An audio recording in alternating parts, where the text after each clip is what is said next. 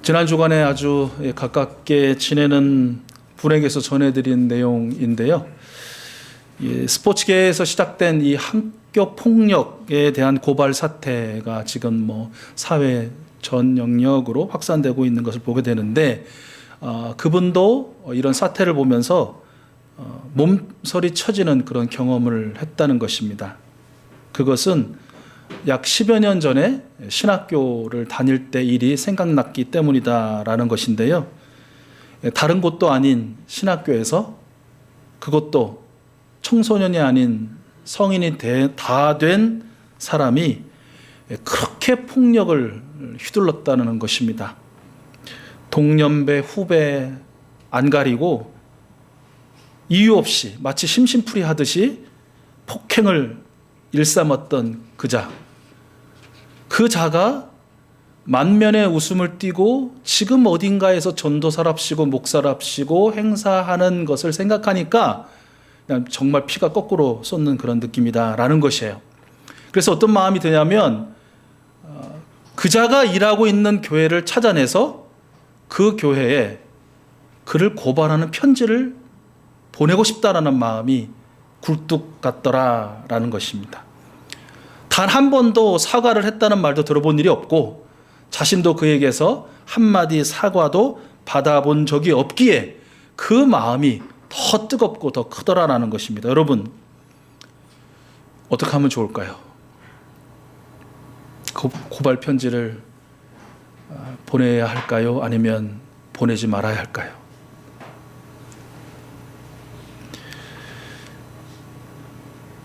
여러분의 뜻대로 되어기를 바랍니다. 이런 이야기를 듣고 또 여러 일련의 사태들을 보면서 저도 저의 그 기억을 더듬어 보게 되는 그런 기회로 삼았습니다. 나는 어땠는가? 나는 청소년 시절, 청년 시절 직접적인 폭력을 행사했던 그런 적이 있었던가? 그렇게 직접적인 폭력 또는 완력 행사가 아니더라도 언어적인, 정서적인 폭력을 휘두른 그런 가해자인 적은 없었던가? 또는 폭력을 당하는 친구를 지켜만 보거나 모른 척해서 그 폭력의 동조자 또는 방관자가 된 적은 없었던가? 생각을 해보니까 없었다고 하기에는 부끄러움이 너무 많다라는 것이 제 자신을 비춰본 결론이었습니다. 누구누구를 비난하기에 앞서서 제 스스로 부끄러움을 느끼고 또 사죄의 마음을 갖게 됩니다. 여러분 아시지만 기억이라는 것이 재합리화라는 그런 기제의 작용에 의해서 왜곡되는 것 아닙니까? 또 고착되죠? 많은 경우를 지워내고 아니라고 할 것이기에 제 기억에 있는 것도 또는 제 기억에 없는 것도 저에 의해서 폭력을 당했다고 기억하는 모든 이에게 진심으로 잘못을 시인하고 또 용서를 구하는 그런 마음이 들었습니다. 여러분은 어떠셨습니까?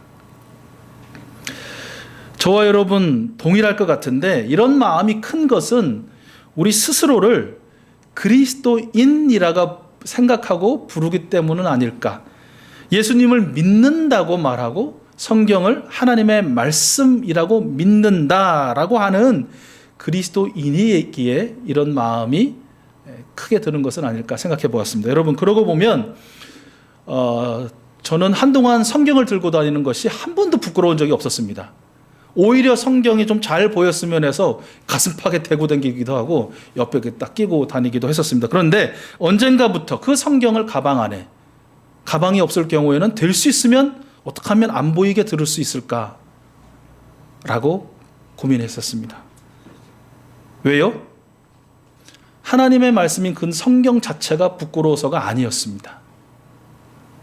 성경을 든 저를 보고 사람들이 욕할까 봐, 아유 저것도 기독교인인가 보네 하는 그 욕이 두려웠기 때문입니다. 진짜 이유는 그 성경을 들고 있는 제 스스로의 모습이 부끄럽기 때문입니다.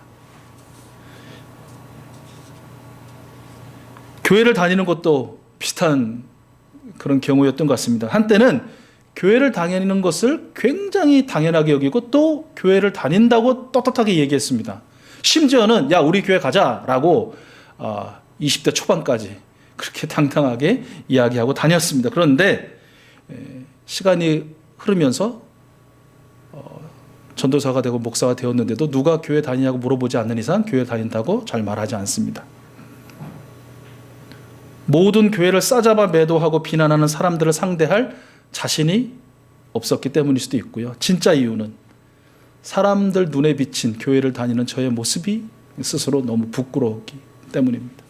예수님을 소개하는 것도 마찬가지죠. 큰 사거리에서 악기를 펼쳐놓고 힘차게 찬양을 했었던 적이 있습니다. 그 거리를 지나는 사람을 붙들고 예수님을 아시냐고, 교회를 다니시냐고 물어보고 잠시 시간이 있느냐고 여쭤보고 시간이 된다고 하면 사역리를 처음부터 끝까지 읽어주면서 교회를 소개하고 예수님을 소개한 적이 있었습니다. 그러나 하지 않습니다.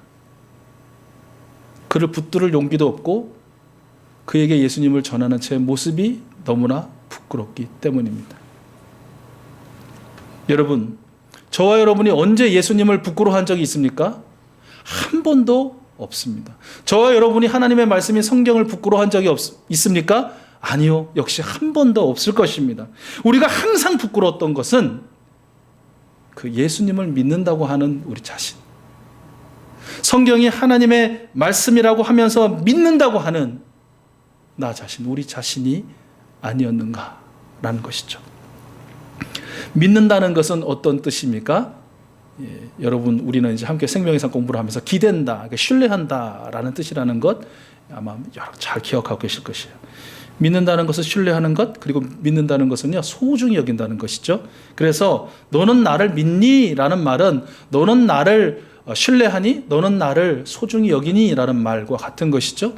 또 믿음은 신뢰와 소중히 여김을 넘어서 사랑하는 것이죠. 나는 너를 믿어 라는 말은 나는 너를 사랑해 라는 말과 같다는 것이죠. 우리가 예수님을 믿는다는 것은 예수님은 그리스도시요 살아계신 하나님의 아들이십니다라는 이 진술을 인정하고 받아들이는 것만이 아니라는 것입니다. 그 진술이 옳아, 그 진실이 사실이야 라는 인정만이 믿음이 아니라는 것이에요. 그 진술이 진리라는 것을 인정하고 받아들이는 동시에 그 대상인 예수님을 사랑하는 것, 그것이 바로 믿음이라는 것이죠. 마찬가지로 우리가 성경이 하나님의 말씀이라고 믿는다는 것은 성경이 신앙과 행위에 대하여 정확무한 유일한 법칙입니다 라는 것을 인정하는 것, 그 진술을 받아들이는 것을 넘어서서 동시에 하나님의 말씀인 성경을 사랑하는 것, 이것이 바로 성경을 믿는다라는 의미라는 것입니다. 여러분 아시죠? 성경 말씀을 보면요, 마귀들도 예수님이 하나님의 아들이시라는 것, 그리스도시라는 것을 믿었습니다. 그래서 무서워했고 떨었다고 그렇게 기록이 되어 있거든요. 여러분, 자, 그러면 여쭙고 싶습니다. 여러분, 그러면 마귀들도 예수님을 믿은 것인가요? 그러면 마귀들도 구원을 얻은 것일까요? 아니죠. 마귀들은 구원받지 못했습니다. 왜요? 마귀들은 예수님을 사랑하지 않았기 때문에 그렇습니다. 오늘 본문 말씀을 우리가 함께 읽었는데요, 예수님은 베드로를 가리켜서 사탄이라고 부르시죠. 사탄아 물러가라 이렇게 말씀하십니다. 베드로를 마귀라고 지칭하시며 강하게 질책하신 것이죠. 이 베드로는 불과 몇 분 전에 어떤 고백을 했습니까? 우리 교회의 이름인 익수스의 풀인말처럼 주는 그리스도시요 살아계신 하나님의 아들이십니다 라는 아주 멋진 신앙 진술을 한 사람입니다. 요즘 말로 하면 자기 스스로 진술하고 그 진술을 인정하고 받아들인 사람이에요. 믿은 사람이에요. 그런데 예수님은 그 믿음의 당사자인 베드로를 사탄, 마귀라고 지금 부르고 계신 것이에요. 왜 그러셨을까요? 왜 그러셨을까요? 앞에 이제 제가 말씀드렸던 마귀 이야기를 대입해 보면 베드로는 믿었으나 믿은 것이 아니기 때문이죠. 왜? 베드로는 예수님을 사랑하지 않았기 때문이다라는 것이에요. 31절 우리가 함께 읽었지만 예수님께서는 자신의 순환과 부활에 대해서 이제 막 처음으로 제자들에게 가르치기 시작하셨거든요. 예수께서는 인자가 반드시 많은 고난을 받고 장로들과 대제사장들과 율법 학자들에게 배척을 받아 죽임을 당하고 나서 사흘 후에 살아나야 한다는 것을 가르치기 시작하셨다라고 이렇게 말씀하셨잖아요. 자, 그런데 이 말씀이 끝나자마자, 그러니까 예수님께서 이 말씀을 하시자마자 어떤 일이 벌어집니까? 여러분 PPT 화면을 한번 보시겠어요? 31절에 이렇게 말씀하시는데 32절에 이렇게 기록합니다. 예수께서 드러내놓고 이 말씀을 하시니 베드로가 예수를 바짝 잡아당기고 그에게 항의하였다 그랬어요. 근데 이 항의의 내용이 뭔지가 이 구절과 평행 구절인 마태복음 16장 22절에 기록되어 있어요. 이 말씀은 여러분 함께 읽어봐요. 시작. 베드로가 예수를 따라 붙잡고 주님 안 됩니다. 절대로 이런 일이 주님께 일어나서는 안 됩니다. 하고 말하면서 예수께 대들었다 그랬어요. 여러분, 베드로가 생각하는 절대 일어나면 안 될 일이 어떤 일일까요? 표면상으로 보면 예수님이 많은 고난을 받은 일 절대로 일어나면 안 됩니다. 예수님이 종교 권력자들의 틈바구니에서 배척 즉 왕따를 당하는 일 있으면 안 됩니다. 예수님께서 죽임을 당하는 일 절대로 있어서는 안 될 일입니다라고 말하는 것처럼 보여요. 그런데 여러분, 우린 이미 알고 있잖아요. 베드로의 속내가 무엇인지, 그 속내를 닮은 우리의 속내가 무엇인지 우리는 알고 있잖아요. 절대로 일어나서는 안 될 일이 무엇입니까? 예수님 때문에 자신이 고난을 받는 일은 일어나서는 안 됩니다. 예수님 때문에 자신이 권력자들에게 미움을 받는 일, 배척을 받는 일 일어나면 안 됩니다. 예수님 때문에 자신이 고난을 받고 죽임을 당하는 일 절대로 일어나서는 안 됩니다. 라는 말 아니겠습니까? 그래서 예수님은 이러한 베드로의 생각과 태도를 가리켜서 뭐라고 말씀하세요? 너는 하나님의 일을 생각하지 않고 사람의 일만을 생각하는구나 라고 이렇게 직격하셨죠. 그리고 제자들과 무리들을 향해서 이렇게 말씀하십니다. 하나님의 일을 생각하는 사람은, 지금 베드로가 말한 그 사람의 일을 생각하는 사람 말고 하나님의 일을 생각하는 사람은 자기를 부인하고 자기 십자가를 지고 나를 따르는 사람이다 라고 그렇게 선포하신 것입니다. 관련하여 우리는 38절 말씀에서 예수님께서 말씀하신 나와 내 말을 부끄럽게 여긴다라는 것이 어떤 의미인지 확실히 알 수 있습니다. 무엇입니까? 예수님을 사랑하지 않는 것이 예수님을 부끄러워하는 것입니다. 예수님의 말씀을 무시하는 것이 그의 말씀을 부끄러워하는 것입니다. 예수님을 사랑하지 않으니 예수님의 고난과 배척 죽으심의 자리에 절대로 함께 할 수 없는 것이죠. 예수님의 말씀을 무시하니 자기를 주장하고 십자가는 다른 이에게 지우고 자기 욕심을 따라 살게 되는 것 아니겠습니까? 반대로 예수님과 예수님의 말씀을 부끄럽게 여기지 않고 떳떳하게 여기며 사는 사람은 어떻게 사는 사람일까요? 사랑하는 예수님과 당연히 함께 사는 사람이겠죠. 그가 가는 곳에 자기도 가고, 그분이 머무는 곳에 자기도 머물고, 그가 하시는 말씀을 따라 같은 말을 하고, 그분이 하시는 일을 따라 자기도 그 일을 하는 사람일 것입니다. 소위 동고동락이죠. 예수님과 말씀을 부끄럽게 여기지 않고 떳떳하게 여기며 사는 사람은 말씀 그대로 자기를 부인하고 자기의 십자가를 지고 예수님의 삶의 걸음을 따라 사는 사람이 될 것입니다. 여러분, 이런 사람, 하나님의 일을 생각하며 예수님과 함께 사는 사람을 위해서 하나님은 이런 일을 하셔요. 히브리서 11장 16절 말씀인데 여러분 PPT 화면을 한번 눈으로 보시죠. 바로 이런 사람들이 더 나은 본향을 사모하는 사람들이고 하나님이 그들의 하나님이다라는 것을 부끄러워하지 않으신다고 하셔요. 그리고 그들을 위해서 한 성을 예비하신다라고 말씀해 주시는 것입니다.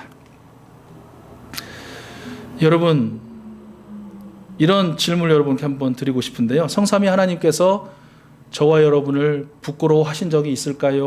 없을까요? 다시 여쭙겠습니다. 성삼위 하나님이 여러분을 부끄러워하신 적이 있을까요? 없을까요?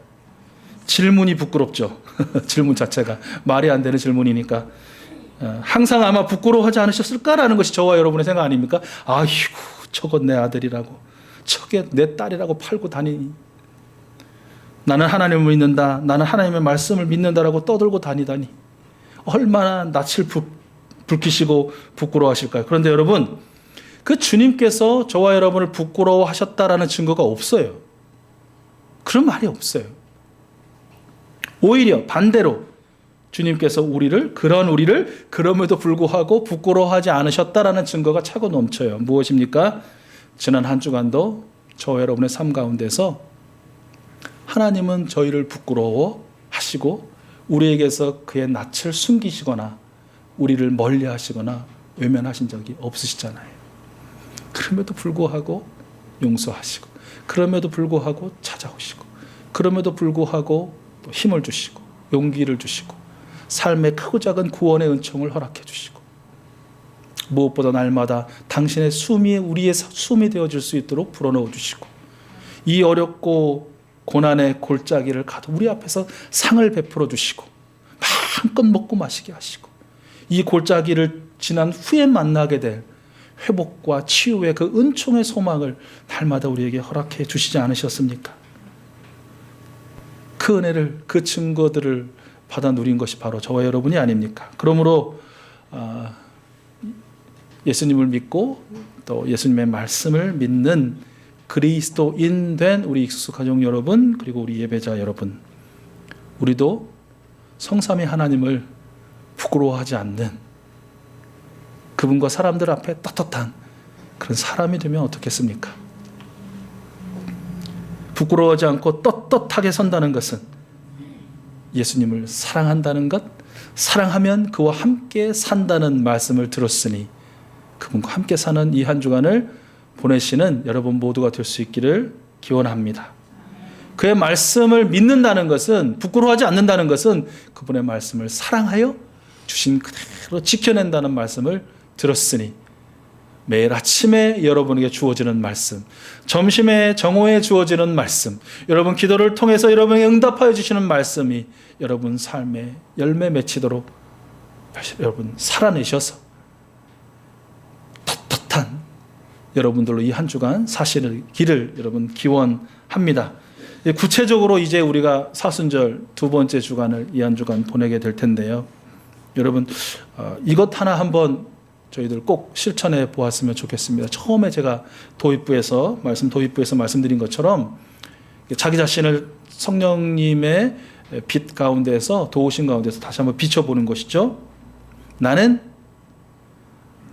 예수님을 믿고 사랑하고 말씀을 믿고 사랑하는 그리스도인이야 라고 하면서 지나치게 내 주장을 앞세워서 다른 사람에게 육체적인 또 정서적인 또는 정신적인 그 폭력, 그 완력을 행사한 적은 없었던가. 나는 아니라고 하지만 그것 때문에 고통받고 괴로워하고 힘들어하고 마음 아팠던 그런 사람들은 없었을까? 깊은 상처를 준 일들이 없었는지, 꼭 깊은 상처가 아니더라도 그게 상처가 돼 라고 하지만 그에게는 상처가 될 그 일을 내가 하지는 않았는지 좀 돌아볼 수 있는, 그리고 그런 자기 자신을 발견해 볼 수 있는 이 한 주간이 되었으면 좋겠고요. 그래서 만날 수 있는 형편이라면, 연락을 할 수 있는 형편이라면 정말 용서를 구할 수 있는, 사과할 수 있는 그런 용기가 우리 주님께로부터 부어지는, 그래서 실제로 그렇게 여러분 하는 이 한 주간이 되었으면 좋겠다라는 마음이 들고요. 그걸 제가 이제 이런 말씀을 준비하고 이런 말씀을 나누면서도 저의 마음에도 그렇게 용서를 구하고 또 사과할 대상이 이렇게 보여지더라고요. 그렇다고 해서 여러분, 저 목사님이 한때는 주먹깨나 썼나 본데 아닙니다. 아닙니다. 물론 가까이 있는 제 아이에게나 이런 사람들에게는 제가 완력을 행사하고 폭력을 행사했던 아주 부끄러운 그 시절도 있었지만, 대체적으로 많은 사람들에게는 어떤 말, 또 표정, 어떤 행동, 행위 이런 것들을 통해서 분명히 또 적지 않은 폭력을 행사했다라고 그렇게 생각되어지더라는 것이죠. 아마 저의 수준의 여러분하고 평균치에 근접하지 않을까 싶은데 정말 여러분이 그러한 여러분들이라면 그런 사과와 또 구체적인 용서를 구하는 행동이 실천이 있었기를 바라고요. 만날 수 없는 형편이라도 정말 여러분이 마음을 다해서 진심을 다해서 그 영혼을 품에 끌어안고 또 용서를 구하고 또 사과하는 그런 한 주간이 되었으면 좋겠습니다. 여러분, 말씀을 마무리합니다. 이 한 주간도 저와 여러분 한 번도 부끄러워하신 적이 없는 그 성삼위 하나님 앞에서 부끄럽지 않고 떳떳하게, 그리고 항상 내 자신이 부끄러웠던 이 세상을 향해 또 사람들을 향해서 부끄럽지 않고 떳떳할 수 있도록 예수님과 함께 그리스도의 인으로서의 삶, 말씀에 충실하고 순종하는 그런 삶을 위한 한 걸음을 내디딜 수 있는 우리 모든 익소서 가족들 또한 예배자들 되기를 우리 주님은 원하십니다. 아멘.